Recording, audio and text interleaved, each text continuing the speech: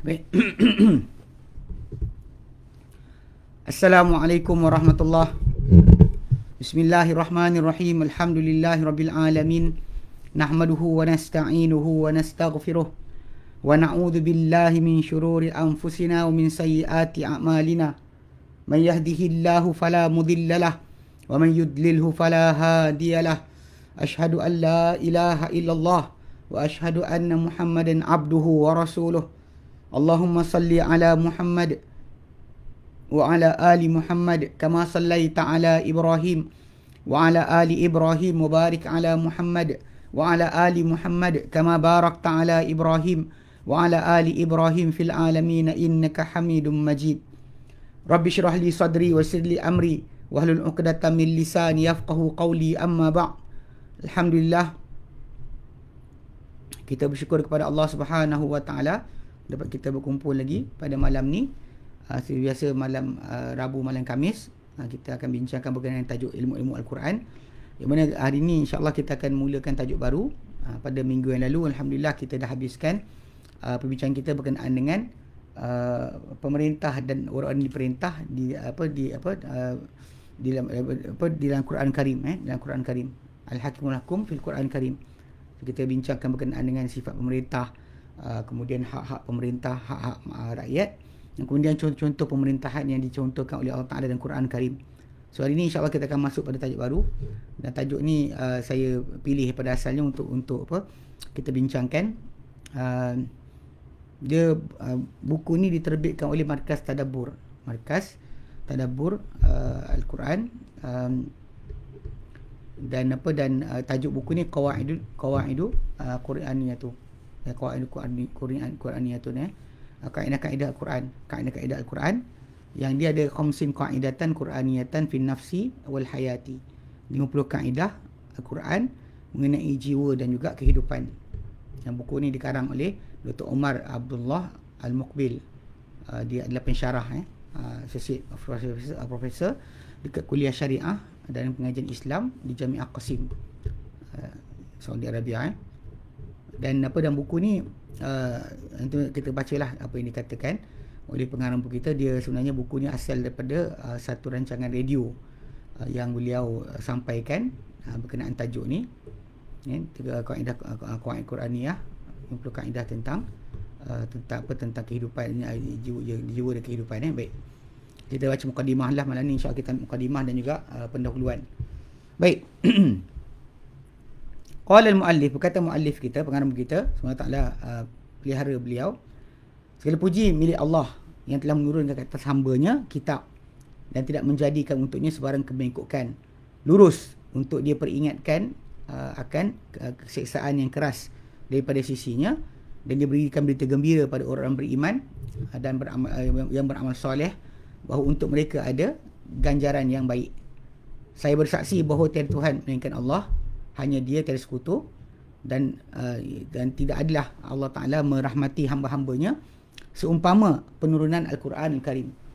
Al-Quran yang dijadikan Quran tu petunjuk, bimbingan dan juga peringatan, dan dijadikan bagi orang membacanya dan beramal dengannya dari sisinya kebaikan dan juga ganjaran.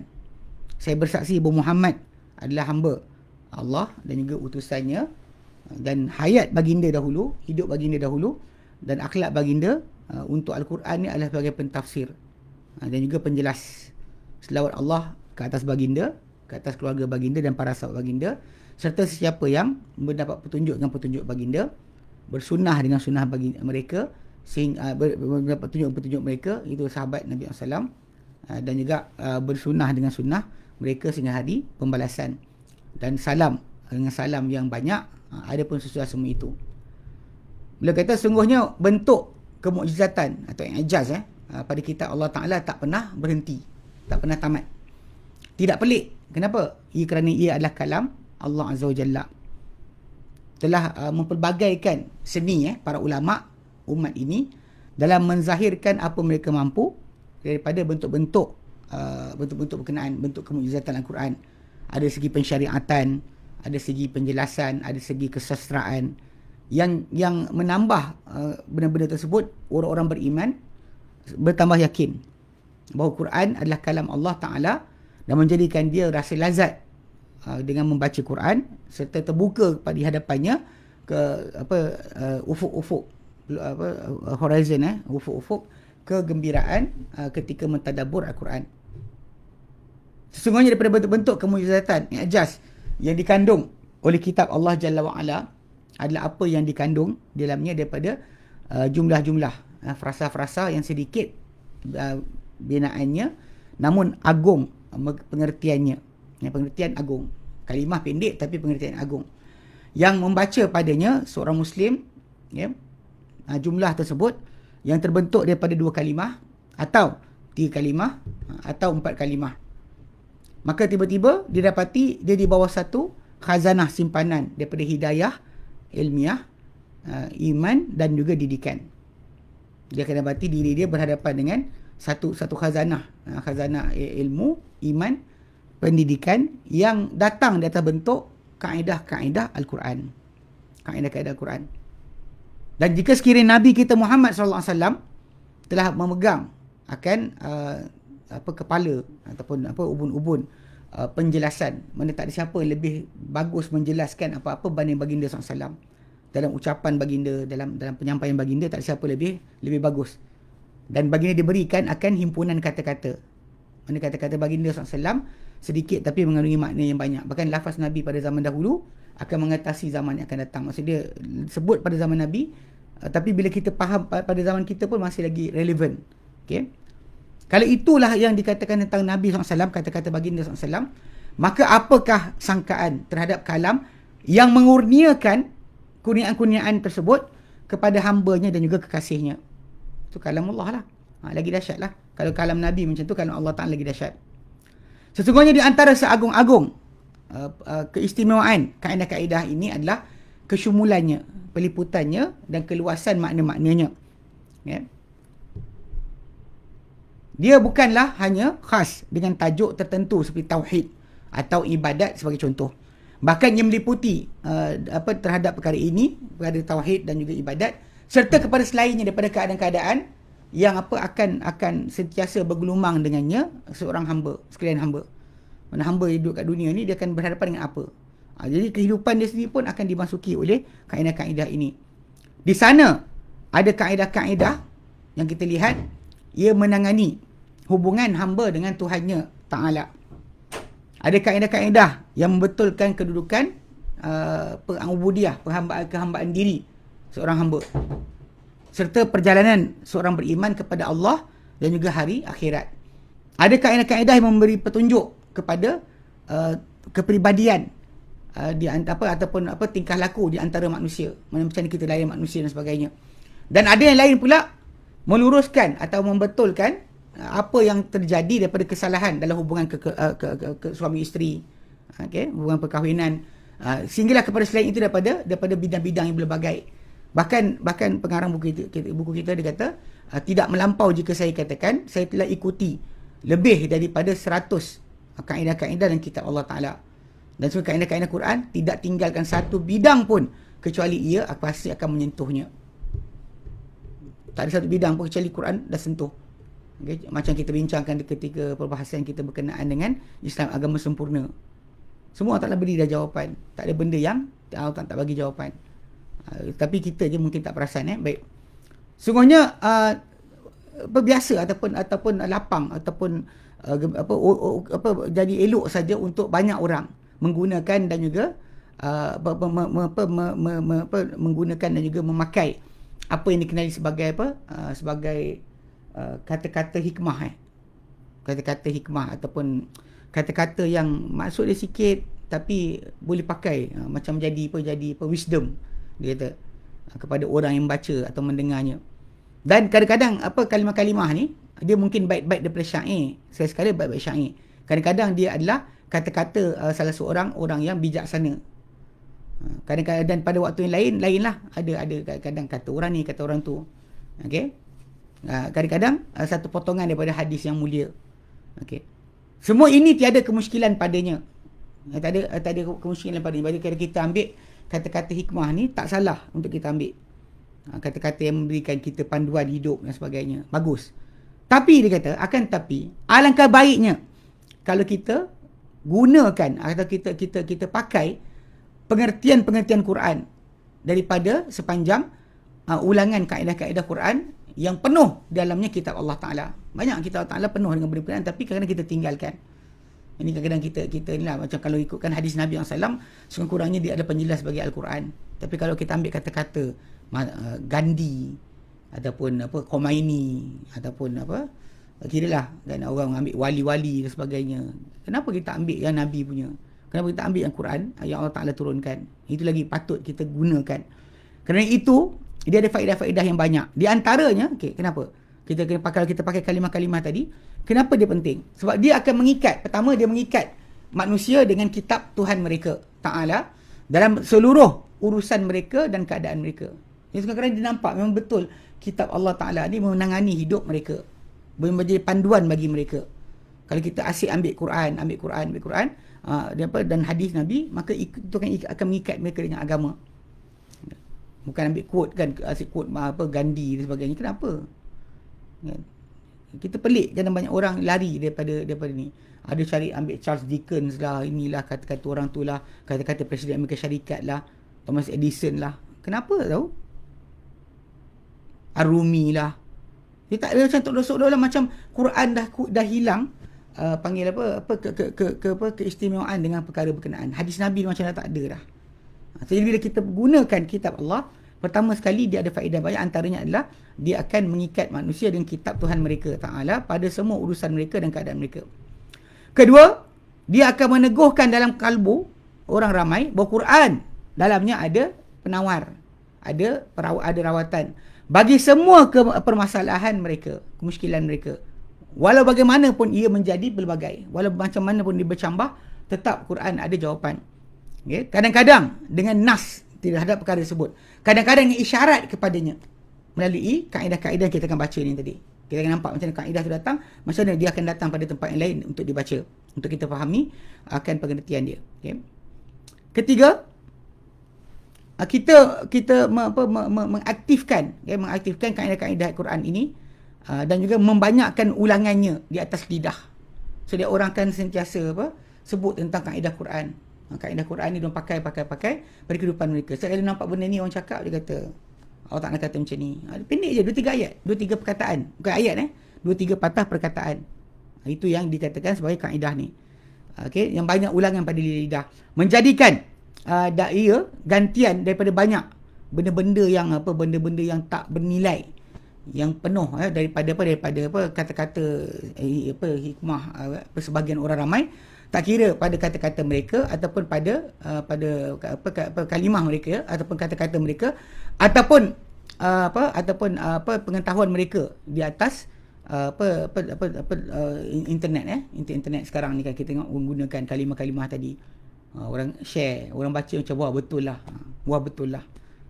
Tapi yang sayangnya sepatutnya benda ni yang jadikan adalah Quran, supaya terlintas pada lidah semua ramai tentang Quran. Okey. Dan asal buku yang kita baca ni, dia adalah satu siri rancangan yang disampaikan oleh pengarang buku kita ni, yang saya sampaikan. Dia kata di radio Al-Quran Karim Saudi pada tahun 1430 Hijrah. Okey. Okay, jadi dia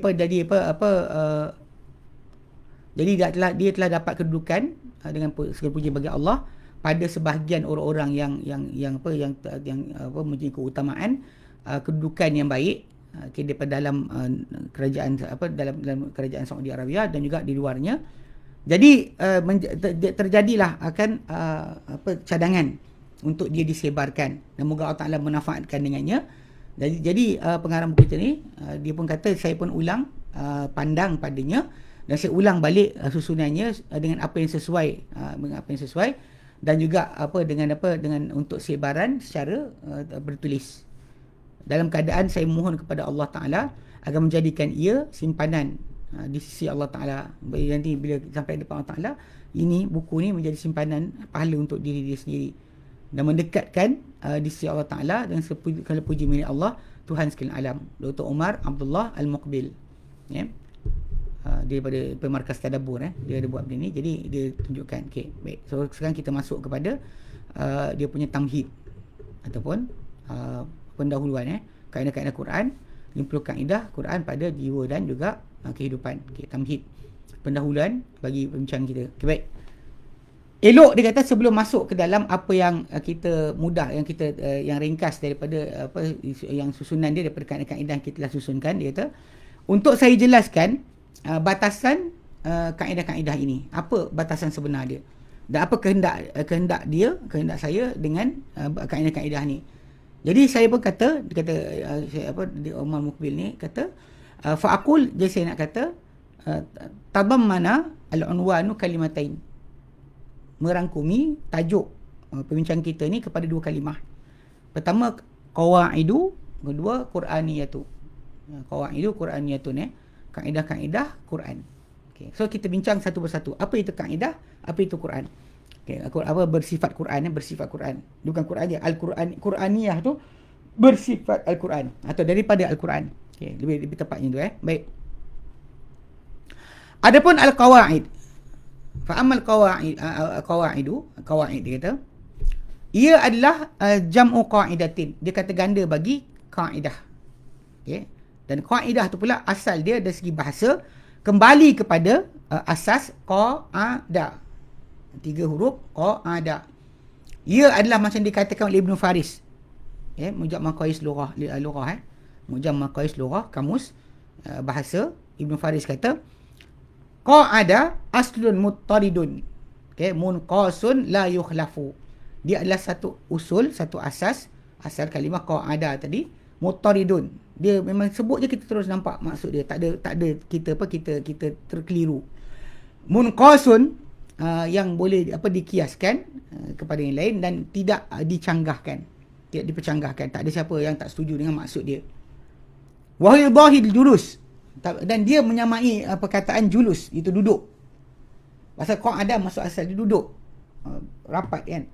Cuma dia adalah wa in kana yutakallamu fi mawadi'a la yutakallamu fiha bil julus. Sekalipun kalimah kaedah ni atau qawaid ni tidak dikatakan pada kedudukan yang tak dikatakan padanya, tidak dikatakan sekalipun dia dikatakan pada kedudukan-kedudukan yang tak dikata padanya dengan perkataan julus, duduk.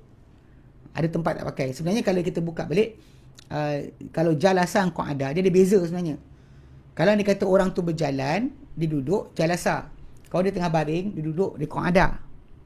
Sebenarnya macam tu cara penggunaan betul. Bila berjalan, turun daripada atas turun ke bawah, duduk, dia panggil jalasa. Tapi kalau kita baring, kita duduk, kita panggil sebagai qa'ada. Dan juga banyak panjang lah. Dan juga qawaidul bait adalah bila sebut qawaid bait, dia adalah asas bait. Mana tapak yang mula kita bina di atasnya, dinding-dinding rumah berkenaan, tapak mula tu, foundation rumah tu dipanggil qaidah. Maka seolah-olah bila kita sebut qawaidul bait ni, foundation ataupun asas bagi rumah ni, kawasan bawah dia, kawasan bawah rumah yang bertentangan dengan kawasan atas dia. Atas dia atap, bawah dia lantai tu. Okay. Kerana dikatakan al-qaidu wal qaidah adalah aslul ussi. Kerana dikatakan pada kalimah al-qaid atau al-qaidah adalah sebagai asal bagi asas. Asal bagi asas. Itu bagi qaidah. Dalam Quran Karim, fi tanzil dan Quran Karim dalam apa wahyu yang diturunkan, Allah Ta'ala firmankan wa idh yarfa Ibrahimul qawaida minal baiti. Dan ingat tak kala mana Allah Ta'ala mengangkat meninggikan Ibrahim qaidah, asas daripada bait. Mana asas bait tu dia tinggikan sikit demi sikit, ya. Minal baiti daripada rumah tersebut, itu Baitullah. Wa Ismail dan Ismail buat kerja sama. Wa fihi, dan dengan pengertian sama juga, fa atallahu bunyanahum minal qawaidi. Maka Allah Taala telah datang atau kenakan dia punya hukuman dia ataupun balasan dia pada binaan mereka pada bahagian foundation mereka, foundation bangunan tersebut, bukan atas atap tapi bawah dia yang Allah Taala jadikan runtuh atau roboh. Ya. Berkata Az-Zajjaj, al-qawaidu, qawaid adalah asatinul bunyan, bina, basic atau foundation bagi asas bagi binaan yang ditiang, yang disandarkan akan bangunan tadi padanya. Kalau macam kita ada bangunan besar tinggi kan, foundation bawah tu mesti besar kuat, kena ada konkrit yang besar supaya tak bergalih tiang-tiang bangunan tersebut. Okey. Dan di atas pengertian ini juga, maka qaidatul bait, bila kita sebut qaidatul bab, kaedah bab, tajuk, dia adalah asal yang terbina di atasnya persoalan-persoalan bab tersebut dan cabang-cabang dia. Mana base tajuk ni apa dia? Asal yang dibina padanya persoalan-persoalan, permasalahan-permasalahan bab tersebut dan juga cabang-cabangnya. Itu qaidatul bab. Okey. Adapun takrif kaedah dari segi istilah, bila kita sebut dalam istilah yang kita nak pakai ni, penggunaan kita nak guna, dia bukan lagi kepada fizikal, tapi dia adalah persoalan menyeluruh atau tajuk menyeluruh yang bertepatan di atas juzuk-juzuknya. Qadiyatun kulliyatun muntabiqatun ala juz'iyatiha. Okey, persoalan atau tajuk menyeluruh yang bertepatan ke atas semua dia punya individual yang dalamnya. Itu memang kaedah. Okey. Maka faqulhum, kata-kata, okey, ini diterangkan satu-satu. Kata-kata mereka itu para ulama berkenaan dengan kaedah yang kita bincangkan ni, mana kaedah Quraniah, bukan fizikal binaan, tapi dia adalah gambaran dalam akal, iaitu qadiyah kulliyah. Kaedah ni adalah persoalan menyeluruh, iaitu yang masuk di bawahnya ke semua juzuk-juzuknya, yang tidak terasing daripada itu satu pun, tak terjanggal daripada itu satu pun. Okay, ini adalah penyifatan yang amat teliti, amat halus. Dia kata pada hak kaedah Al-Quran Karim yang bersandarkan kepada ayat-ayat yang mulia. Ini kaedah ni, ini pengertian ni memang bertepatan, dia kata. Okay. Ini sifat ni adalah teliti dan juga dia datang secara langsung pada hak kaedah-kaedah Quran yang bersandarkan kepada ayat-ayat yang mulia, ataupun juzuk daripadanya dalam pembuktiannya. Okey, atau satu juzuk satu juzuk daripadanya dalam pembuktiannya, dalam menetapkannya, kerana ia bersandar kepada nas Al-Quran. Sebab kaedah ni, persoalan penyuruh ni, dia bersandar pada nas Al-Quran. Maka dan ia adalah Quran adalah kalamullah. Okey, yang kalam Allah ni alladhi, yang la ya'tihil batilu min baini yadayhi wala min khalfihi, yang tak datang sebarang kebatilan di hadapannya, tidak juga di selepas sesudahnya. Okay. Tanzilun min hakimin hamid, diturunkan daripada Tuhan yang maha bijaksana lagi maha terpuji. Okey, jadi itu persoalan menyuruh, dia kata tajuk menyuruh yang masuk di bawahnya ke semua juzuknya, yang tak terasing sikit pun. Tapi sebab apa? Sebab dia sebut macam ni kerana nak fahamkan bahawa bila Allah Ta'ala, kita punya kata-kata mungkin tak masuk semua sebab kita punya ilmu terbatas.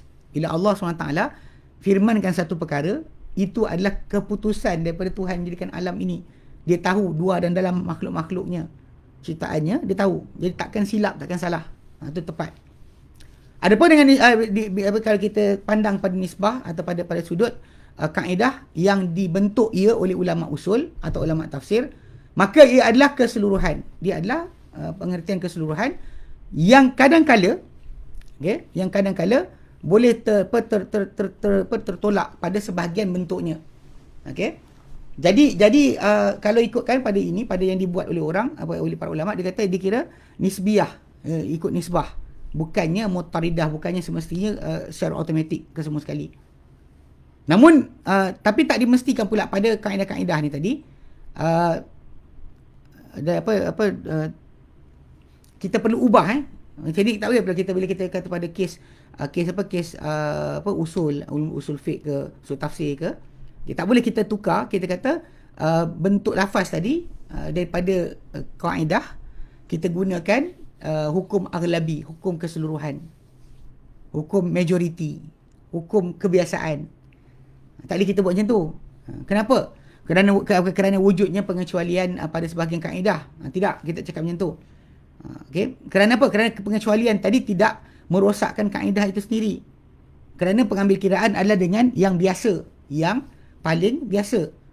Macam dikatakan oleh Al-Kafui, dia kata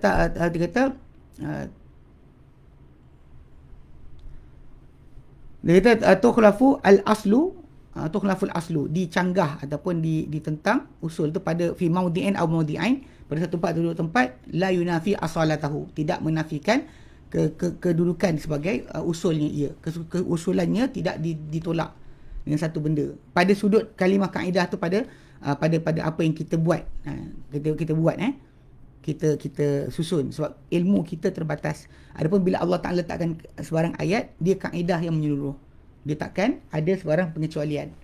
Tapi bukanlah maksud dia kita cakap itu mana pada hukum kaedah tu, pada nak pakai kaedah usul fiqh ke kaedah fiqh ke, kita tak boleh kata tak boleh pakai pula. Sebab satu benda yang berbeza, 2-3 benda berbeza tidak menjadi masalah. Macam kalau kita kata merah berhenti untuk traffic light, kita cakap ni pada kebiasaan. Tak mustahil ada orang buta colour. Orang buta colour ada je. Tapi itu kan bermaksud kita kena tukar peraturan tadi dengan meletakkan pengecualian. Tak boleh. Mana yang majoriti, merah tu merah, nampak merah, semua pakai yang tu. Tak katakan majoriti kita nampak kuning. Dia tak boleh cakap itu. Dia mesti pakai kaedah tu kaedah, walaupun ada pengecualian pada apa yang dibuat oleh manusia. Okey. Dan dia kata wa qauluhum, dan kata-kata para ulama bila sebut tentang dikatakan dia kata qadiyatun kulliyatun kan, ya, benar, muntabiqatun, yang bertepatan, yang kena pada juzuknya, pada unit-unitnya, kerana ini adalah hakikat kaedah. Ia adalah asas atau usul yang terbina di atasnya yang lain. Belajar fizikal rumah ni kaedah. Jadi dia punya base dia, yang lain-lain akan dibina atas itu. Jadi dia akan menghimpunkan, kaedah ni akan menghimpunkan cabang-cabang daripada bab yang berbagai. Okey. Itu first word qawaid, itu maksud dia. Okay, sekarang bincang tentang Al-Quraniyah. Okey. Adapun Al-Quraniyah pula, ia adalah nisbah kepada Al-Quran. Mana kaedah-kaedah yang dinisbahkan kepada Al-Quran. Jazakillah khairan. Dan Quran pula dari segi bahasa, dari segi bahasa, kalimah Quran diambil daripada perkataan qara'a. Dan asal dia daripada qari'a. Asal dia qari'a, fa'ila yaf'alu asal dia. Macam dikatakan oleh Ibn Faris, yang menunjukkan kepada apa? Himpunan dan juga pengumpulan. So kalau kita tengok balik, kita qara'a ni kan, kita sikit huruf gabung jadi perkataan jadi kalimah jadi satu perenggan jadi, so kita gabung. Itu maksud asal perkataan qara'a. Dan daripada kalimah qara'a tu juga, atau qari'a tu juga datang perkataan Quran. Kenapa? Seolah-olah dinamakan Quran tu Quran kerana himpunannya pada apa dalamnya, daripada hukum-hukum dan kisah-kisah dan selainnya. Macam dalam tu ada semua sekali. So gabungan tersebut dipanggil sebagai Quran. Sebab dia menggabungkan semua perkara dalamnya. Itu panggil Quran. Okay? Kalau kita sering sebut baca kan. Tapi maksud asal dia bukan baca. Bukan baca, tapi maksud asal dia adalah gabungan atau himpunan. Yang mana kadang-kadang daripada pertuturan mulut, kadang-kadang dari segi tulisan. Sebab tu kadang-kadang kita bila sebut baca, boleh jadi daripada ingatan, boleh jadi daripada tulisan. Dan bila Allah Ta'ala kata pada Nabi, faqra'u ma tayassara minal Quran, baca apa yang mudah daripada Quran. Nabi bukan baca dengan mushaf, Nabi baca dengan ingatan. Nabi tak baca dengan tulisan. Nabi tak baca dengan tulisan. So baca boleh dengan ada tulisan, boleh baca daripada ingatan. Sebab kita menggabungkan kalimah demi kalimah, kata apa ayat demi ayat untuk menjadi keseluruhan isi atau konteks apa yang dibawakan oleh Al-Quran Karim itu sendiri. Okey, dia kata dan sehampir-hampir apa yang dikata mengenai ta'rifannya dari segi istilah bila sebut Quran ni adalah kalamullahi ta'ala hakikatan. Dia adalah kalam Allah yang hakiki. Bukannya majazi, memang kalam Allah. Al-munazzalu ala Muhammadin, yang turun ke atas Muhammad sallallahu alaihi wasallam. Okey, al-muta'abbadu bi tilawatih, yang dianggap ibadat pembacaannya. Baca je pun ibadat. Kalau kita kata macam baca hadis bukan ibadat lagi. Baca hadis hanya setakat baca, kan. Kita niat sekian baru dapat ibadat. Kita beramal baru berguna. Adapun Quran baca saja dah ibadat. Kan, di kalam Allah hakiki yang diturunkan ke atas Muhammad sallallahu alaihi wasallam, yang dikira ibadat dengan membacanya. Okay, so that word Al-Quran itu sendiri. Adapun penggunaan kali lafaz ni Quraniyah, bersifat Al-Quran, berciri Al-Quran, maka sungguhnya pengarang buku dia kata saya tak jumpa, dia kata ke atas penggunaan ini penisbahan Quraniyah, bersifat Quran, berciri Quran, kaedah-kaedah bercirikan Al-Quran, bersumberkan Al-Quran. Tak ada kalimah Quraniyah tak pernah diguna, dia kata, dalam kitab-kitab ulama terdahulu di kalangan ulama bahasa. Tapi dia kata saya dapati pada sebahagian orang-orang yang terkemudian, macam dinyatakan dalam kitab Tajul Urus Az-Zabidi, Zabid daripada Yaman, dia Zabid, dia ulama Zabid, dia karang kitab kamus. Tajul Urus tu adalah kitab kamus bahasa Arab yang mati pada tahun 1205. Dia dipakai kalimah tersebut. Demikian juga pada kitab Al-Kulliyat oleh Abil Baqa Al-Kafui, Al-Kulliyat, kitab berkenaan dengan tajuk usul fiqh, yang mati tahun 1094. So ada digunakan kalimah tersebut, Quraniyah tu dekat situ. Before that, zaman para ulama terdahulu tak ada. Okey. Adapun apa datangnya nisbah ini dalam kitab ahli tafsir, dia kata kitab ahli tafsir, dia kata daripada kurun ke-6 ke-7 banyak. Kurun ke-6 ke-7 banyak. Di antara yang paling lama yang ditemui oleh pengarang buku kita, penggunaannya untuk Quraniyah ni adalah Ar-Razi. Ar-Razi dalam kitab yang mati tahun 606 Hijrah, dan tafsir Maftuhatul Ghaib, Fakhruddin Ar-Razi. Yang buku ni, kitab tafsir tafsir ni dikatakan oleh Syekh Ibn Utsaimin atau lain-lain di kalangan para ulama di sana di Saudi Arabia, semua ada kecuali tafsir. Sebab dia banyak menggunakan ilmu kalam punya kaedah dalam menjelaskan Al-Quran. Okey, jadi dia guna kalimah Quraniyah. Dan Abu Hayyan Al-Andalusi dan kitab Bahrul Muhit, tafsir beliau juga, mati tahun 745, pun ada gunakan kalimah Quraniyah. Adapun datang kalimah ni dalam kalau selain ahli tafsir, di kalangan orang terkemudian, maka banyak sangat, kan. Selain tafsir banyak sangat. Tiada ini tempat untuk yang membantu kita di sini. Sebenarnya kalau kita bincang pun sebut nama siapa pakai pun tak bantu apa-apa. Yang penting kita tahu bahawa ini yang kita maksudkan adalah penisbahan kaedah-kaedah ni pada Quran Karim, pada Al-Quran Al-Karim. Okey, dia kata apa? Berasaskan kepada apa telah lalu, maka mungkin kita buat kesimpulan kepada takrif Qawaid Al-Quraniyah ni, kaedah-kaedah Quran ni, dengan pengambilan dia sebagai gelaran nama, apa yang digunakan ke atasnya, terkini dengan gambaran macam ni. Dikatakan takrif dia adalah ahkamun kulliyatun qat'iyyatun mustakhrajatun min nususil Qur'ani, hukum-hukum menyeluruh yang qat'i. Dia bukan zanni, yang qat'i, yang pasti, yang dikeluarkan daripada nas-nas Al-Quran. Hukum-hukum menyeluruh, macam peraturan ataupun peraturan menyeluruh yang qat'i, yang dikeluarkan daripada nas-nas Quran. Dan untuk memperjelaskan takrif ini, dia sebut satu persatu.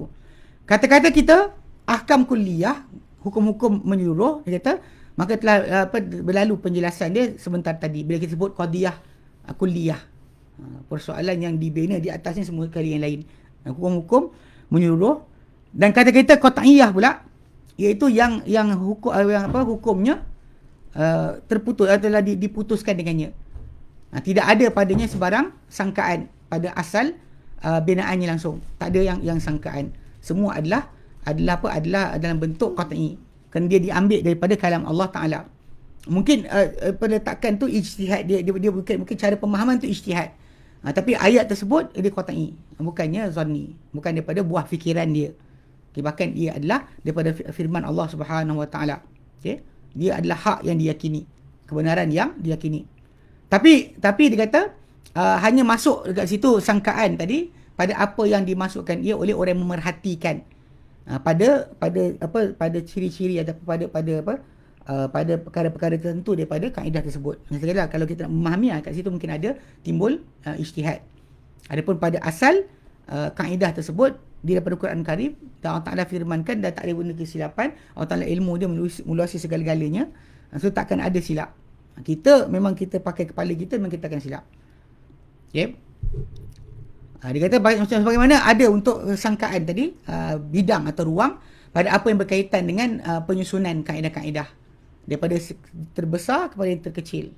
Besar, mana kita anggap besar kecil, kita mungkin akan ada ijtihad kat situ.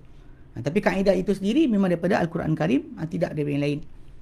Kata-kata kita dikeluarkan daripada nas-nas Al-Quran Karim, dikeluarkan daripada nas-nas Quran. Maka dalam ini ada isyarat kepada bahan kaedah ini yang ia diambil daripada ayat Al-Quran Karim, dan bukannya seperti kaedah-kaedah ahli tafsir atau ahli usul yang berijtihad para ulama dalam membentuk kaedah tadi dan memilih akan lafaz-lafaznya. Sebab ini lafaz ini kita keluarkan dari Quran. So kita cuba dapatkan maksud dia lepas tu. Kita bukannya terbalik, bukan kita susun sendiri lepas tu kita ambil Quran sokong kita. Macam banyak orang belajar Hikam Ibn Athaillah Sekandari. Hikam Ibn Athaillah Sekandari kan. Ya, mungkin kita kata benda tu mungkin sedap, seronok dibaca dan sebagainya. Problem dia adalah, masalahnya Quran dijadikan bawah daripada kalam Ibn Athaillah Sekandari untuk disyarah, untuk menjelaskan maksud yang datang daripada kata-kata dia. Terbalik sebenarnya. Kita patut ambil Quran sebagai di atas, kemudian datang hadis dan juga kata-kata para sahabat, tabi'in dan sebagainya, para fuqaha, para ulama, menjelaskan akan kalamullah. Itu baru betul. Itu baru betul. Bukan terbalik. Bukan datang kata Ibn Athaillah, firman Allah Ta'ala, sabda Nabi kat bawah. Sangat-sangat tak kena. Baik. Okey, itu jelas baik. Okey, alhamdulillah. Okey, sekarang kita akan masuk pada kaedah pertama. Al-Qaidatul Ula, kaedah pertama. Kaedah pertama berbunyi daripada ayat Quran, daripada surah Al-Baqarah ayat ke-83. Allah Ta'ala firman kepada asalnya Bani Israel, tapi kita dengar Allah Ta'ala letakkan waqulu linnasi husna, dan katakanlah kalian kepada orang ramai akan yang baik, akan kebaikan. Katakan kebaikan kepada mereka, cakap benda yang baik pada mereka. Okey, diterangkan kaedahnya. Manusia atau insan ni adalah madani, bersifat bandar, urban, nak bercampur aduk dengan tabiatnya, macam mana dikatakan oleh para ulama. Macam Ibn Khaldun dia letakkan kan, insan ni madaniyun bitab'i, dia nak berduduk dengan orang, nak bersembang, nak ada teman, nak berkahwin, nak sekian sebagainya. Dia ada sifat berkenaan. Dan banyaknya muamalah insan ni tadi yang dalam seharian akan memastikan menjadikan tak boleh lari ke atas dia bergeser dengan banyak di kalangan manusia. Dia pasti dia akan ada geseran dengan orang manusia lain, berlanggar hubungan muamalah dia ke cara dia nak buat kerja ke sebagainya. Dia mesti akan pertemuan dengan orang lain. Dia akan bergeser dengan orang lain. Dia mesti ada yang berbeza kefahaman dan juga akhlak. Yang kefahaman mereka berbeza dan juga akhlak mereka berbeza daripada dia. Dan dia akan mendengar akan kebaikan dan selain kebaikan. Dia akan dengar di orang tu kebaikan ataupun selain kebaikan.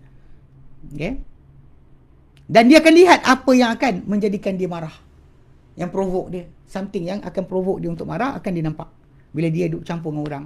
Lepas tu saya kelak bila ada orang, dia kata saya telah menguji iman saya. Saya masuk dalam hutan, duduk dengan dalam hutan, buat kerja ni, jadi tahan ujian, tahan sabar, dia kata. Padahal sebenarnya, kan, orang yang duduk dalam hutan tu, dia tak gaduh dengan manusia. Jumpa kucing, jumpa cacing, jumpa ulat, kumbang, rama-rama, semut. Dia tak jumpa manusia. Jumpa manusia kita akan ada konflik. Duduk seorang-seorang tak ada konflik. Kalau orang tu tak kahwin, kemudian dia kata apa? Saya telah kuat iman, dia kelakar. Dia tengah buat lawak. Sebab mana ada manusia kan yang kita kata apa? Yang tidak teruji tapi mengaku dia hebat. Tak teruji pun. Bila awak duduk dalam hutan seorang-seorang, awak tak teruji pun. Orang yang duduk dengan manusia ni teruji. Orang yang ada anak, ada isteri teruji. Diuji dengan anak dan isteri dia. Ada tested. Macam kita kata macam memang dah teruji dia betul-betul. Ada pun duduk hutan tak. Ada orang menyangka duduk hutan tu memang teruji lah. Gali telaga sendiri, buat tanam sayur sendiri dan sebagainya. Dia rasa iman dia kuat. Ini salah, sangat salah. Ya? Tapi memang kita kata bila kita bercampur banyak dengan orang akan muncullah benda baik, benda buruk kita dengar. Lalu datanglah kaedah ini untuk mengikat ataupun menjaga, memelihara hubungan dia dari segi lafaz. Means from the wording part, anda nak duduk dalam masyarakat, nak elok, maka jaga kata-kata anda. Ia adalah kaedah yang berulang sebutan dalam Quran dalam banyak tempat. Sama ada terang-terangan ataupun secara kandungan. Terang-terangan maksud the exact word ataupun datang dengan kandungan pengertian. Di antara tajuk yang bertepatan dengan lafaz ini lebih kurang, qul linnasi husna ni dan Al-Baqarah ni adalah firman Allah Ta'ala di surah Isra. Al-Isra ayat ke-53.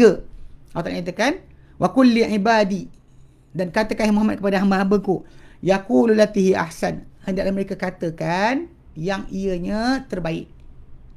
Jangan kata benda yang tak elok, katalah benda yang baik, sebutlah benda yang elok, yang bagus. Ini macam seerti dengan maksud tadi. Katakan kepada manusia kata-kata yang baik. Dan hampir juga daripada itu adalah perintah Allah Ta'ala dalam menjidal, dalam mendebat ahli kitab dengan yang terbaik. Allah Ta'ala firmankan, Subhanahu Wa Ta'ala firmankan dalam surah Ankabut ayat 46. Allah Ta'ala nyatakan, wala tujadilu ahlal kitabi illa billati ahsan. Jangan kau mendebat ahli kitab melainkan dengan ia yang terbaik. Maksudnya apa the best word yang patut kau gunakan? Illal ladzina zalamu minhum, kecuali orang yang zalim di kalangan mereka. Okey. So dia kata, jadi kalau kat sini banyaklah Quran berulang dengan pengertian sama. Masalah kita hidup masyarakat, kita nak hidup kita aman, antara benda pertama kena jaga masalah lisan kita. Kan, kata-kata kita kena kata-kata yang baik. Okey, itu yang kalau datang dari segi masalah lafaz. Adapun yang menepati ayat qul linnasi husna ni, kata pada manusia yang baik, pada segi sudut makna, ia amat banyak. Macam mana kita akan tunjukkan sebahagiannya sebentar nanti. Jadi kalau begitu, pemerhatian pada firman Allah Ta'ala, perhatikan pada firman Allah Ta'ala, qulu linnasi husna, katalah pada manusia akan kata-kata akan yang baik. Datang dalam baris-baris ayat perintah untuk Bani Israel. Dalam sejumlah perintah ke atas mereka, Allah Ta'ala letakkan, selitkan satu kat situ. Dan dia dalam surah Madani. Surah Madaniyah, itu surah Al-Baqarah. Dan Allah Ta'ala firmankan sebelum dari surah Al-Baqarah dan surah Makkiyah, dia surah Isra tadi, wa qul li ibadi yaqulu lati ahsan, katakanlah kepada Muhammad kepada hamba-hambaku, hendaklah mereka mengatakan yang ianya terbaik. So jadi kita ni sebenarnya datang di hadapan satu perintah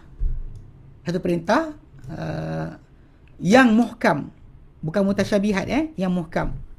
Maksudnya jelas terang maksud dia. Dan tak dikecualikan daripadanya sesuatu pun, kecuali ketika dalam keadaan mendebat ahli kitab macam ternyata telah tadi. Surah ayat tadi kan. Kita baca debat ahli kitab, kalau yang zalim, dan kita boleh gunakan bahasa yang lain sikit. Ankabut 46 tu. Adapun yang lain kita disuruh, kalau mereka tak zalim, tak melampau, maka kita tetap gunakan kalimah yang baik, yang lembut kepada orang berkenaan. Di antara pengertian halus ayat ini, Lataif ni maklumat halus, maklumat yang yang kita panggil apa, kalau tak perhati betul tak nampak. Bersama ayat ini adalah waqulu linnasi husna, dan katakanlah kepada manusia akan kebaikan. Itu di sana ada, di sana terdapat qiraat yang lain yang berbunyi dan katakanlah kepada manusia hasanan. Baris atas semua, baris atas. Kalau tidak baris depan husna. Tapi dalam qiraat yang lain datang, qiraat yang lain datang hasanan, katakanlah kepada orang ramai hasanan, akan kebaikan. Okey, dia kata okey, apa maksud hasanan tu jadi apa? Berkata ahli ilmu, kata-kata yang hasan, yang baik ni merangkumi bila kata-kata yang baik, maka dia merangkumi kebaikan pada bentuk rupa. Okey, bentuk rupa kalimah yang digunakan serta pada pengertiannya juga. Okey. Dalam bentuk rupa gaya kata-kata tadi, ia mesti datang dengan halus, dengan lembut, tidak kasar, tidak keras. Okey. Itu kalau pada bentuk rupa kalimah tadi. Kalau kalimah tu baik kan, tapi bunyi dia cara penyampaian dia tak betul pun tak kena juga. Okay, dan pada pengertiannya pula hendaklah dia baik. Pengertian dia mesti baik, mesti elok. Kerana setiap kata-kata yang baik ia adalah kebaikan, dan setiap kata-kata kebaikan dia adalah baik. Dia aiduan sama. Dan kita perlukan kepada kaedah ini dengan banyak sebenarnya. Khususnya kita dalam kehidupan kita bermuamalah dengan bermacam-macam jenis yang berbagai daripada manusia. Di antara mereka ni ada yang Muslim, dalam mereka ada yang kafir, dalam mereka ada yang soleh, dalam mereka ada yang toleh, yang tak baik. Di antara mereka ada yang kecil, ada muda. Di antara mereka ada yang tua. Bahkan kita perlu kepada kaedah ni, kepada kaedah kata yang baik ni dalam muamalah dengan orang paling istimewa, paling khusus dengan kita, iaitu dua ibu bapa, suami, isteri, anak-anak. Bahkan kita perlukan pada dia untuk bermuamalah dengan siapa di bawah tanggungan kita, siapa di bawah kekuasaan kita, seperti khadam-khadam. Kan orang yang kadang ada maid dan sebagainya kan, gunakan bahasa kasar. Awak tak kerti ke? Sekian kan. Ni masalah lah. Kan bos-bos yang bekerja, yang jadi bos ni pun kena fikir bab ni. Dalam hukum mereka kena gunakan kalimah-kalimah ni. Pasal dia dua kan. Kata yang baik tu dua. Dua baik pada cara, baik pada makna. Cara cakap, makna percakapan. Okey. Di antara bentuk-bentuk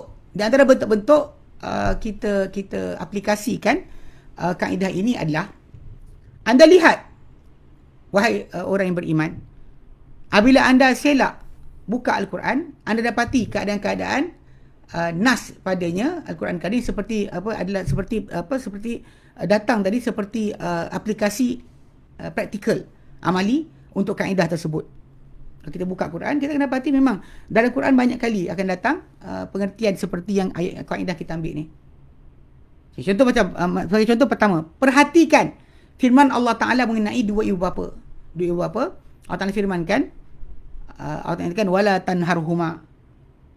tanharhuma wa qul lahuma qawlan karima, dan kata kepada mereka kata-kata yang baik, kata-kata yang mulia. Dalam surah Isra, ayat Isra ini surah Isra. Surah Isra ayat yang kejap tak ingat nombor ya.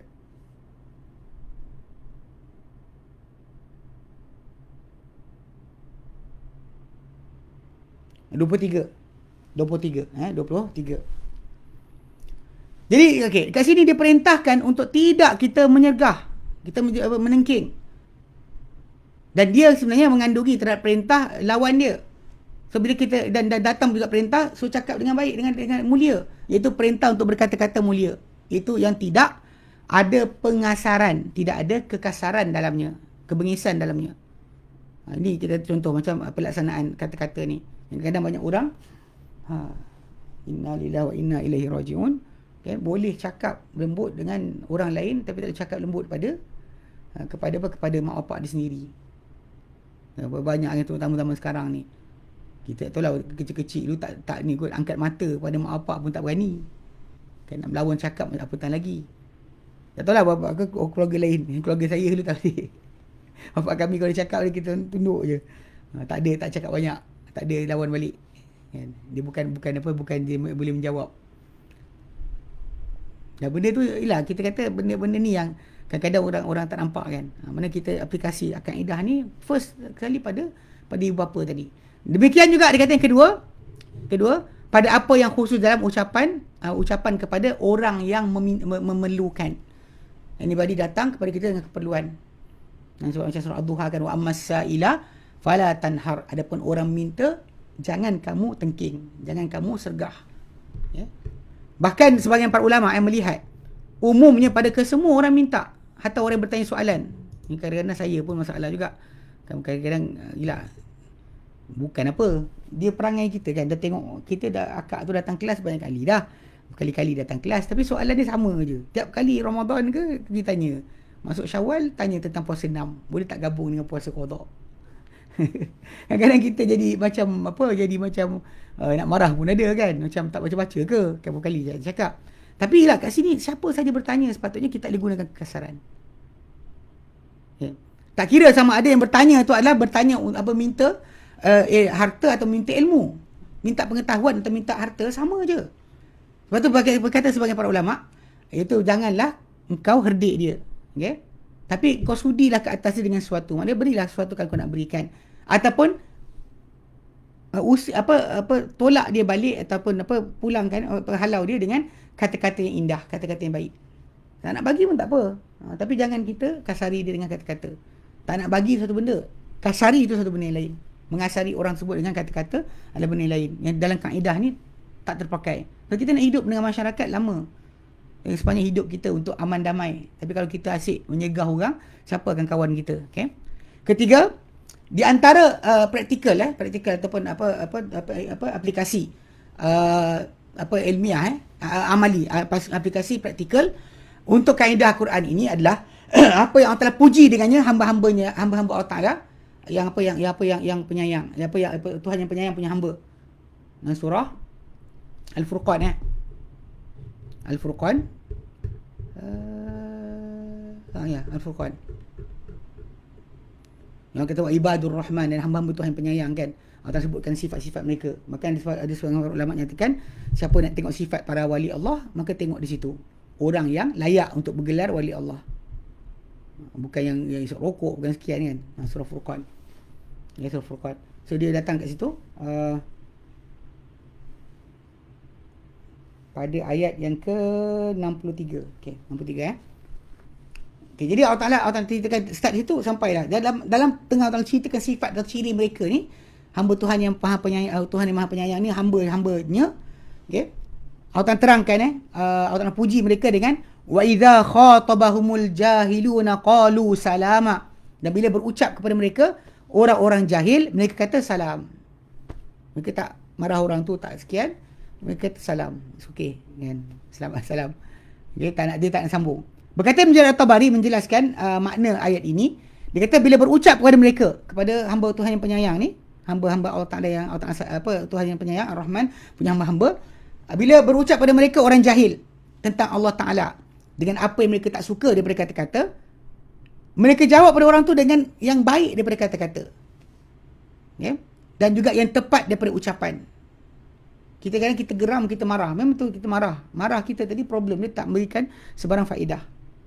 So kita berbual dengan orang sebut dengan baik, lebih baik daripada kita marah.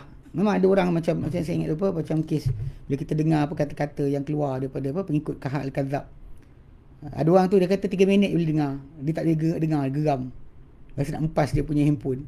Okey, memang kita marah, tapi balik pada asal kita boleh je kita tahan diri kita. Tu asal jangan cuit je. Tak cuit kita tak apa. Cuit kita pukul lah. Kalau tak cuit kita tak apalah. Kita cuit siap lah. Kalau setakat tak cuit cakap tak luak kot. Macam 3-4 hari ni kan ada juga orang dia tulis kejap makan. Kenyang ke? Kejap lagi lah tengah mengajar ada kelas. Okey. Cuba abang yang ngajar bawa makan. Iya saya. Saya letak kat abang itu. Okey. Macam baru ni ada seorang kawan kita dia tapi kawan ni rasanya biasa dia share ataupun dia tak share apa benda-benda bid'ah tau. Tapi baru ni bila ada satu diskusi Dr. Rozaimi terlibat sama dengan ada seorang doktor ni bercakap, tapi cara dia bercakap ni saya pelik. Sebab cara dia bercakap ni macam geng-geng ahli teori konspirasi. Dia suka cakap berkenaan dengan orang ramai takut. Kita patut bagi maklumat, patut KKM tak jujur dalam sebar maklumat. Dia kata macam tu. Jadi saya pun browse, saya cari siapa orang ni kan. Kalau doktor perubatan cakap macam ni pelik. Bila buka balik rupanya lah kan. Doktor bukan perubatan betul sangat pun. Perubatan dia betul perubatan bekam dan sebagainya lah. Dan dia cuma dia praktis banyak benda. Lepas tu kemudian dekat wall page dia banyak pakai hadiah palsu dan sebagainya. Saya pun kata saya buat satu reply kepada kawan kita. Saya kata tengok-tengok kan. Cari tengok-tengok. Tengok dapati dia suka sebarkan hadiah palsu. Terus tak minat. Bila saya kata tak minat tu ada orang marah. Inilah suka sekian-sekian. Suka hati saya. Saya kata suka hati saya lah. Saya tak suka dengan orang suka sebar hadiah palsu. Bohong atas nama Rasulullah. Sebar khurafat. Kenapa saya nak suka orang macam tu? Kalau pada sudut ilmu dia tak boleh jaga, dia tak boleh nak jaga sumber ilmu dia, agama dia tak kisah, apa lagi yang lain? Dia ambil ilmu daripada orang macam ni atau hujah dia, macam pergi kedai mamak yang ada sudah dalam kari dia. Kalau kita dengar orang tu dah campur aduk makanan dia masak, letak benda rosak dan kotor, tak kita nak bagi makan. Tak kita nak macam kita ambil apa yang baik, pergilah kedai. Kedai Syafati Ketiak kan. Makcik kata Syafati letak ketiak. Pergi makan di situ. Lepas tu dia tanya macam mana? Kita buang dah benda tak elok, kita ambil yang elok saja. Mana ada orang nak buat? Itu bab makan. Bab agama patut kita lebih teliti. Pelik kan? Tapi aku lihat bila dia start nak hujah, saya fikir berkali-kali nak jawab tak nak. Pasal semua kata-kata dia nonsense. Dia ajak pergi path lab lah untuk pergi check sel darah putih ada ke tidak. Memori tentang apa yang penyakit yang masuk badan kita, memori tu path lab pun tak boleh jumpa. Path lab nampak lah blood cell tu, tapi path lab tak boleh tahu dalam sel tu apa benda penyakit yang telah disimpan maklumatnya oleh sel darah putih tu. Apalah diorang ni. Kadang-kadang kita nak cakap apa pun payah. Tak cakap pun payah kan, cakap pun payah. Alah kuliah kan. Jadi bila kita jumpa orang macam ni kan, orang jahil, yang geng-geng apa yang jahil ni banyak lah kan. Dia kata orang jangan ambil, dia tak nak ambil vaksin, dia kata benda ni daripada Dajjal, pakai dia sekian akan mati. Tiba-tiba dia hantar pekerja dia pergi ambil vaksin. Benda ni dia bunuh pekerja dia ke? Dia kata pada orang yang ambil vaksin 6 bulan lagi entah mati, 2 tahun lagi entah mati. Benda tu masuk badan akan rosakkan badan. Dengan selambanya kerana demi keuangan dia suruh pekerja dia pergi ambil vaksin supaya dia boleh menyaga. So selfish kan, sangat-sangat selfish. Orang macam ni kan kita dengar geram, tapi kat sini kan kita kalau balas balik cakap baik je lah kan, ataupun dengan kata-kata yang tepat. Okey, wahum yaqulun dzalika wahum, dan mereka berkata itu, dia kata bukan kerana kelemahan. Bila kata salam tu bukan pasal tak boleh jawab balik, akan tapi nak menjauhkan diri, menjauhkan diri jangan jadi rendah serendah orang tersebut. Bukan kerana kelemahan, tapi untuk kerana tinggikan, elakkan diri kita jatuh dalam lembah yang tak elok. Kita bergaul dengan orang bodoh, kita jadi bodoh.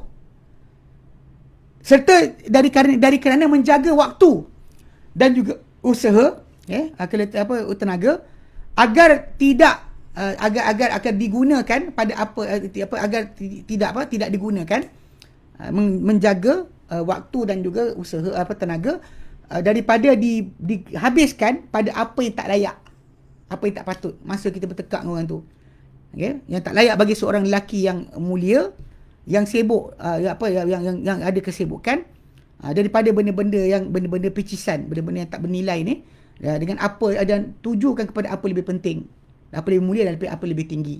Live up yourself. Jangan jadi orang yang kena layan orang macam ni. So ini adalah arahan daripada ayat ini, daripada kaedah tadi. Qulu linnasi husna, kata kepada manusia yang baik. Elakkan benda-benda yang kita masuk campur dan tu. Kadang-kadang kita nak berdebat, tiap-tiap hari boleh berdebat, tapi masalahnya kita fikirkan apa guna kita debat dengan orang macam ni kan? Yang jahil, murakab kan, yang tak tahu benda. Itu contoh, kita tinggalkan, let go. Dia semenang pun tak apalah, tak ada piala pun. Bini pun kadang-kadang dalam kes rumah tangga pun benda ni kena jaga. Kadang-kadang kita bertekak dengan bini kita, benda tak ada piala pun. Bukan menang piala pun, tapi kita nak menang juga. Padahal kalau tak menang pun tak apa kan. Ada tu kata sayang dan cinta. Sebab sepatutnya tak boleh kita gunakan kekerasan ataupun kata-kata yang tak baik. Allah Allah ni, tapi benda ni kadang-kadang ya terlepas, manusia akan terlepas juga. Di antara perkara yang disesali terhadapnya adalah melihat seorang manusia tadi, okey. Kita melihat seorang insan akan melihat banyaknya tercarik kaedah terhadap kaedah ini dalam realiti umat Al-Quran. Umat kita umat Al-Quran, bangsa yang menerima Al-Quran. Tapi tercarik kaedah Quran ni tadi. Kata baik tapi tak boleh cakap baik. Dan itu pada keadaan berikut. Contoh di antaranya pertama, anda melihat siapa-siapa yang memberikan good news ataupun missionaries, dia datang dengan agama Kristian, yang mereka ni bersungguh-sungguh untuk merealisasikan akan kaedah ini, demi kerana menarik orang ramai kepada agama mereka yang telah dimansuhkan dengan Islam. Islam dah mansuhkan, tapi diorang nak ajak orang menggunakan kata-kata lembut. Bukankah dia kata ahli Islam ni lebih layak merealisasikan kaedah ni? Kita patut lebih layak gunakan kaedah ini berbanding mereka, demi kerana mengajak orang ramai sekian makhluk kepada agama yang agung ini, yang tidak Allah Ta'ala redai selainnya, yang Allah Ta'ala redai, yang Allah Ta'ala dah redai agama ini untuk hamba-hambanya. Kenapa kita tak gunakan kaedah tersebut? Okey. Kemudian kedua, dalam muamalah dengan ibu bapa, yang kadang-kadang anak-anak ni jerit ke mak bapak, terutama zaman moden sekarang. Kan tengok tu rasa macam tahulah. kalau tahulah, kalau dalam family saya dulu meletup lah, kena abang-abang ni akan ketuk kepala dia. Tapi pasal zaman kita sekarang ni, kononnya ada kita aku nak ambil nilai-nilai pendidikan barat. Macam kes ada tu yang kes masalah seksual dalam kelas pun, itu sebenarnya kes pengajian seksual dalam kelas yang tak sepatutnya diajarkan. Dah cakap jangan ajar. Dia dah mula bawa masalah, cikgu tak nak ngajar, tapi kita dah gatal ambil. Kononnya cara moden. Sebenarnya pendidikan seks di sekolah tu tak lebih daripada cara untuk ajar budak-budak macam mana buat seks tapi tak mengandung. Bukannya untuk ajar nilai yang nilai norma yang baik. Tapi orang kita lah terikut juga. Kan masyarakat barat sedang menjunam. Jumlah kelahiran tak ada, keluarga pecah, orang gila bersepah. Tiba-tiba kita ambil dari mereka nilai, ajar kat anak kita. Antara nilai biasa disebut kata lah masalah kes pukul anak. Dia pasal kes dia kan. Saya ingat kawan saya, budak Kristian, nama dia Clifton Fernandez. Dia Katolik, bapa dia India. Dia Kristian Katolik. Waktu suruh sekolah tu, lepas tu balik petang daripada Wang Semalu Session 2 balik ke Taman Bunga Raya. Saya jalan kaki dengan dia lah balik sekolah. Jalan sama, kadang-kadang gaduh kan. Ada hari macam-macam lah. Satu hari dia ajak saya singgah kejap rumah dia. Dia bagi saya Fanta Grape. Fanta Grape letak di cawan, bisa minum. Panas-panas kan, seronok, kita minum lah. Sambil minum tu, dia sebut satu perkataan. Kata-kata dia kata korang orang Melayu kan, ekstrim suka pukul anak. Saya anggut lah. Memang orang Melayu kita kan terkenal kan, garang anak. Rotan tu ada kan. Ada orang tak percaya dengan rotan. Tak apa, tak ada hal lah kan. Awak nak pakai barat dah, tapi dengan cerita ni, kisah dia. Jadi dia cakap awak ni pasal orang Melayu kita ni. Saya angguk lah, betul lah. Saya kena rotan dengan bapak saya kan, getah payat dan sebagainya, biasa je. Tapi nak jadi cerita kan, dia cakap yang tu, saya pun angguk. Lepas tu saya pun lah, kita sembang macam biasa hari demi hari. Tapi saya store cerita tu dalam kepala saya. Saya tak lupakan perbualan tersebut. Sebab saya tak sekolah agama dia tu. Saya masih sekolah tingkatan 3, saya masih sekolah ni, sekolah biasa. So tak ada jawapan. Dia cakap tu betul, saya tak ada jawapan. Lepas tu bila saya pergi sekolah agama, Senawi 1, peralihan, satu Senawi 2 Senawi, lepas tu masuk Senawi 3, saya balik ke Kuala Lumpur untuk ambil SPM. Ketika tu saya jumpa dia balik. Dia itu 19 tahun, saya 19 tahun, dia 19 tahun. Saya pergi rumah dia, jumpa saya sembang, tanya khabar kan. Lepas tu dia pun sembang. Lepas tu dia kata dengan saya, aku malam tadi nak tumbuk bapak aku. Saya macam, Saya kata kenapa? Dia kata pasal bapak dia tak benarkan dia tinggal luar rumah. Dia 19 tahun dah, dia rasa dia dah dewasa. Bapak dia tak bagi, dia start kerja hotel dan sebagainya. So bapak dia kata janganlah tinggal kat rumah. So dia tak dengar, mengaduh. So nak tumbuk bapak dia. Ujung mak dia pegang, dia kata. Saya ulang pada dia kalimah. Saya kata, apa? Aku nak tumbuk bapak aku. Apa benda? Saya ulang 3-4 kali sampai dia macam rasa salah. kalimah tu. Saya kata, apa? Lepas tu dia diam. Saya kata, kau nak tumbuk bapa engkau yang bagi kau macam-macam dari kecil sampai ke besar. Kau sekolah, sekolah kau dia bayar, barang-barang kau dia beli, kan? Kau nak pergi tuition dia hantar. Ni sekarang tiba-tiba, kan? Dia dah tua, tak larat, kau nak tumbuk dia. Saya kata, anak apa engkau ni? Dia diam. Lepas tu saya kata, saya teringat yang perbualan saya dengan dia waktu tingkatan 3, waktu 15 tahun saya berbual dengan dia. Saya kata apa?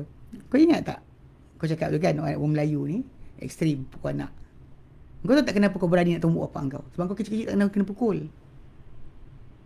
Dia kata kenapa? Saya kata, okay. Sebab kita ni ada grade. Macam kita di mahkamah, di undang-undang lah. Ada jenayah berat, jenayah ringan. Okay, how can you know berat ke ringan? Salah tu berat ringan. Kadar hukuman. Tempoh tak main peranan. Pasal kalau dia kata tu, dia berat tadi dengan siksaan ataupun hukum bunuh. Itu besar, berat. Kalau dia kata tak ada hukum bunuh sebagainya, dia pun tak tahu. Dia macam ni lah macam kau, saya kata kecil. Kau kacau adik kau, you are grounded. Masuk bilik, tak boleh keluar tengok TV. For 3 days. Kemudian kau pergi pula, pukul anak jiran. Grounded for 1 week. Lepas tu, kau ni pula, pergi curi barang kat kedai. You are grounded. So, saya kata dengan dia, engkau tak reti beza baik, mana salah besar, salah kecil. Itu sebab kau berani nak pukul bapak kau sendiri. Saya kata macam tu, dia diam. Dia kata, betul lah. Kadang-kadang benda ni macam keadaan yang beza. Zaman sekarang ni, terlalu banyak kita ambil kan, cara barat dalam masalah pendidikan anak. Memang kita boleh tengok salah dia apa. Apa salah dia yang kita nak kena marah tadi. Bukan semua benda kena pukul. Tapi apa kesalahan yang dia buat tadi? Yang patut kita serius. Sebab tu dalam konteks Islam kan, Nabi kata, suruh anak kamu solat umur 7 tahun. Pukullah mereka kerana tak solat ketika umur 10 tahun. Untuk tunjuk seriusnya perkara tadi. You can be mad for everything, tapi kena mad benda yang marah dengan benda yang paling patut. Lepas tu kadang-kadang muamalah tak ada ibu bapa dengan anak-anak kan. Sebab zaman sekarang ni ibu bapa takut dengan anak-anak. Takut anak dari rumah. Kadang-kadang anak-anak tu kan umur 13 tahun dah amuk mak opak. Amuk-amuk kan. Tak nak buat ni, tak nak buat tu, tak nak sekian kan. Kita, zaman kita 13 tahun, alamatnya kejap kau tali pinggang belakang badan. Tapi kat sinilah kita lihat kadang-kadang kata-kata kita, ucapan kita tak pernah lembut pada ibu bapa. Tak pernah. Sebab cara didikan kita yang sekarang makin teruk. Kan? Zaman dulu kita cakap mak bapak kita tunduk senyap. Kalau mak cakap benda sekarang kita diam kan. Tak nak menderhaka. Takut jadi tanggang, takut jadi disumpah jadi batu. Tapi zaman sekarang kononnya dah maju, tak jumpa tanggang dan sebagainya. So kita pun kata benda tipu dan kita boleh kurang hajar mak bapak. Ini masalah. Dan kadang macam dia cakap dengan orang lain lembut, cakap dengan mak bapak kasar. Ketiga, dalam muamalah kita dengan salah satu pihak kehidupan dalam perkahwinan, suami pada isteri daripada suami. Ini juga benda yang penting. Kan, yang suami pula kadang-kadang lah macam dia lah sebut. Kadang-kadang dengan orang cakap, hello, ya saya, macam tu. Dengan suami kan, atau dengan isteri kan, hey, apa pasal? Macam sebagainya. Okay. Keempat, dengan anak-anak. Gunakan dengan lain kan. Dengan orang lain sikit. Dengan anak sendiri dia, tak gunakan kelembutan. Salah. Kelima, dengan apa? Para pekerja dan juga para pembantu. Kena gunakan cara tersebut. Okay. Dan saya peringatkan ayat surah Isra tadi kepada bahayanya meninggalkan aplikasi ayat kaedah ini. Dia tak nyatakan apa? Bila lepas Allah Taala sebut tentang tajuk suruh cakap lembut kan kepada orang ramai, katakanlah katakan pada hamba-hambaku, katakanlah akan yang terbaik. So Allah Taala datangkan dengan innasyaitana yanzawu bainahum, syaitan akan mengkacau bilaukan di antara kalian. Okay? Di atas apa yang didengar, apa benda dengar yang kita tak suka, dia akan cuba untuk dia kata siapa-siapa yang diuji dengan mendengar apa dia tak suka, lalu dia cuba untuk menanggung gangguan yang didengari tadi. Okey, dia dengar daripadanya ataupun dia untuk dikata baik, dia kena cuba kan. Bila dengar benda tak elok pun jangan cakap benda tak elok, kita balas baik-baik juga. Okay? Dan dibalaskan kebodohan tu dengan kepada orang tu dengan kelembutan, kata-kata keji dengan yang baik. Jika tidak kan, sungguhnya kebodohan dan juga balasan kata-kata tadi yang buruk tadi akan pasal benda tu boleh dibuat oleh semua orang. Kalau untuk balas kasar dengan kasar semua boleh buat. Jika kebodohan dan juga balas dengan kata-kata yang buruk, dia sebenarnya benda yang semua orang boleh buat. Imam Malik bin Anas, dia pernah rahimahullah, dia pernah memberi fatwa terhadap sebahagian para penyair dengan apa yang tidak orang tersebut setuju. Lalu orang tersebut pun dia datang jumpa Imam Malik, atau dia utuskan wakil pada Imam Malik. Dia kata, ya Abu Abdillah, wahai Abu Abdillah, atadunnul amira lam yakun ya'rifu hadzal qada'i alladhi qadaitahu. Dia kata, engkau tak tahu ke, engkau ingat bahawa amir, governor tidak tahu tentang keputusan yang kau putuskan ni ke? Qala bala, berkata Imam Malik, ya. Qala, ya, dia tahu. Qala innama arsalna ilaika litusliha bainana falam taf'al. Dia kata, aku utus untuk jumpa engkau ni supaya kita baiki hubungan di antara kita, tapi engkau tak nak buat. Billahi, demi Allah, dia kata, la aqta'anna jildaka hajaan. Aku akan putuskan, akan potongkan kulit engkau dengan provokasi syair. Dia nak bersyair dan kutuk Imam Malik. Imam Malik jawab. Imam Malik kata apa? Innama wasafta nafsaka bisafahi wa dana'ati. Engkau baru saja gambarkan diri engkau dengan kebodohan dan juga kehinaan. Wa humal ladhani la ya'jizu anhuma ayyu ahadin. Dan dua sifat tadi, bodoh dan juga hina, dia adalah dua yang tak lemah daripada melakukannya siapa pun. Fa in istata'ta an ta'tiyal ladhi tanqati'u dunahu ar-riqab faf'al. Kalau engkau kan mampu untuk datangkan dengan yang takkan terpotong dengan sebabnya tengkuk engkau, maka buatlah. Mereka tak kisah pun nak provoke dengan syair, buatlah kalau kau boleh buat. Tapi jangan sampai nanti kena potong kepala pula. Pasal kalau dia kata kau cakap benda sampai peringkat kena potong kepala sebagainya, kerana kena pancung, itu tanggung sendirilah. Faf'al, buat. Dia kata apa? Al-karamu wal muru'ah. Dia sebenarnya al-karam dan muru'ah, kemuliaan dan juga maruah, itu yang lebih penting sepatutnya yang kau kejar. Itu yang susah nak dibuat. Adapun untuk buat jahat kepada orang buat jahat, is actually easy.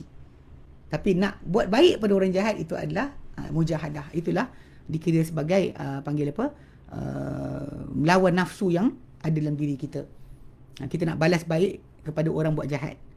So mulakan bukan dengan bagi hadiah, mula dengan kata-kata. Wa qulu linnasi husna. Baik. Walillahil hamd. Alhamdulillah, kita dah habiskan tajuk kita malam ni. InsyaAllah nanti kita masuk kaedah yang kedua pada masa akan datang. Kita tengok macam mana. Harap-harap kalau kita buka balik buka balik PKP dan sebagainya, kita boleh on balik, kita akan sambung balik lah kelas usul tafsir kita. Baik. Allahu Akbar. Okay. Tengok kalau ada soalan.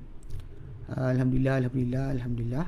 Ustaz, kalau ibu kurang pendengaran, nada memang cakap agak keras, kadang-kadang timbul rasa macam malas cakap, macam ni Ustaz? Belikanlah alat untuk bagi dia dengar. Kan sekarang kan alat untuk pendengaran tu kan ada, bagilah dia pakai. Itu lebih mudah daripada kita jerit atau malas layan dia. Kadang-kadang memang kita malas layan, bukan sebab kerana dia tak dengar tu kita malas layan. Kita sibuk main telefon dan sebagainya, kita lupa nak layan mak kita. Time kita kecil dulu kan, mak kita bila cakap apa kat kita cakap apa kat dia, attentif, macam sami'na wa ta'na, tolong kita cepat-cepat apa kita nak. Tapi bila dia dah tua, kita tak boleh berikan balasan yang baik kepada mereka.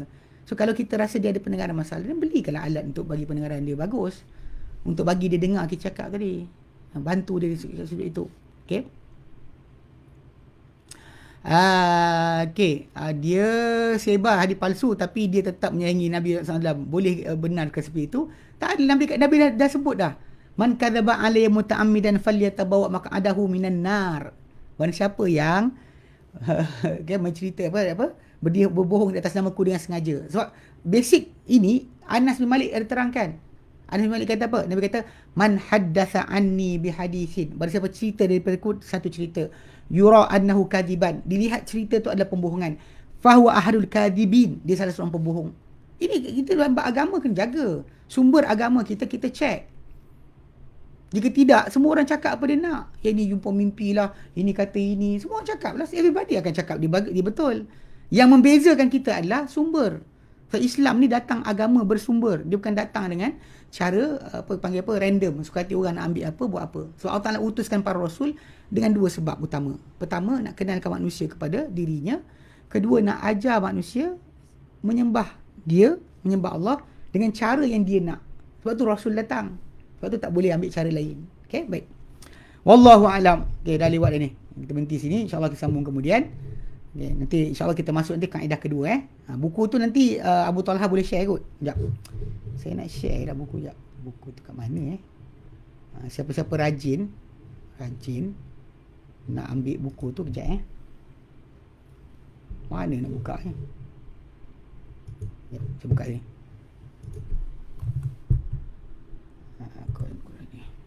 Okay, aku pilih.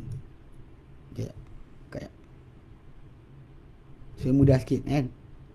Tahmil. Buku tu ada. Saya tak baca dia punya teks Arab dia sebab payah sikit kalau saya baca nanti kan dia akan makan masa 2 kali ganda. Saya kena baca teks Arab dan saya kena baca ni. Siapa-siapa nak buku tu boleh download kat situ Baik. Okey, wallahu alam, kita berhenti sini. Insya-Allah kita sambung kemudian. Wassallallahu ala sayyidina Muhammad alhamdulillahirabbil alamin. Subhanallah anta astaghfiruka wa atubu ilaik. Assalamualaikum warahmatullahi wabarakatuh. Kita baca tadi sampai muka surat yang ke-17. 16. Tanpa baca Arabic teks dia. Saya tak baca Arabic teks tapi saya terjemahkan direct. Okey, baik. Allah alam.